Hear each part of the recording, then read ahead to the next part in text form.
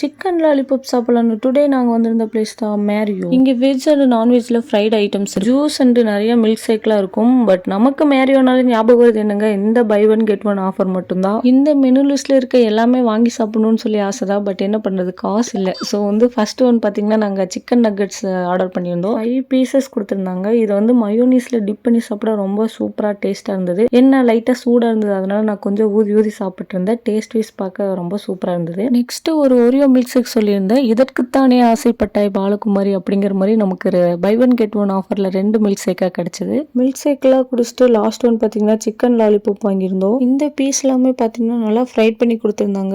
Taste வந்து ரொம்ப சூப்பராக இருந்தது. இதெல்லாம் சாப்பிடக்கூடாதுன்னு எங்கள் அம்மா அடிக்கடி சொல்லுவாங்க. பட் என்ன பண்ணுறது, டேஸ்ட் நல்லா இருக்கே. இந்த வீடியோ பார்த்துட்டு எங்கள் அம்மா என்னை திட்டக்கூடாது, அடிக்கக்கூடாது அப்படின்னு சொல்லி கடவுள்கிட்ட மறக்காம ப்ரே பண்ணிக்கோங்க ப்ளீஸ்.